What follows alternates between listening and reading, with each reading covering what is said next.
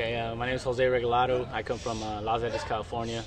My grandmother gave me a necklace of the Virgin of Carmen. Last time I seen her, I hadn't seen her in a couple of years, maybe 4 or 5 years, and my wife sent me an ultrasound picture of my unborn daughter, and it's kind of one of those, just a picture of my unborn daughter, kind of get me through the next day till she's born. I get to go home and see her. Oh, you can't really see it anymore. They did a story on us on Lucky Charms, and mine is my daughter, of course, and I have some ultrasounds. This one's still good. This one, the heat kind of messed it up a lot, and I'm just glad to be home and finally go from this to an actual human being, and someone that cries, and we'll see how it goes for the first night.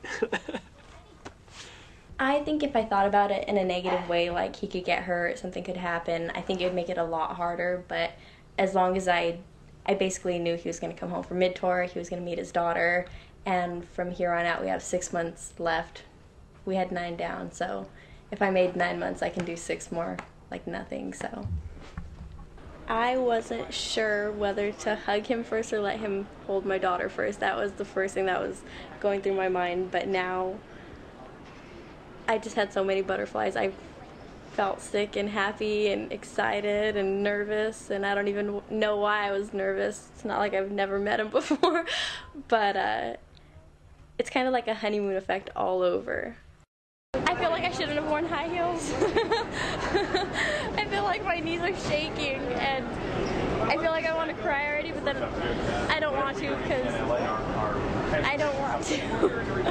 When I finally got told by my first sergeant, hey, you know what, you're going to leave on the 8th, and I was like, yes, okay, finally go home, I'm going to go meet my daughter. I was really excited. I kept looking at pictures of my daughter, and I was kind of trying to figure out exactly what it would feel like, you know, because I was excited to see my wife. I know what my wife looks like. I know, you know, what her warmth is, everything. But my daughter, like, never met her, never knew anything, you know, except pictures and stuff like that. Is she going to like me? Is she just going to start crying when she sees me? How was my wife going to react? How was I going to react? You know, I tried to play it cool the whole time, even though I was really excited deep down. My wife gets mad at me for doing that because even though I'm excited, I try to play it cool because I'm Mr. Tough Guy. But so finally, I wait, and I get to Dallas, and I'm waiting. I catch my flight. We land at LAX. So I'm walking a little faster than everybody else, I guess because I was excited. But I'm walking, and I finally see my wife, and she starts crying, and May not look like it, but I'm excited. They're tears of happiness.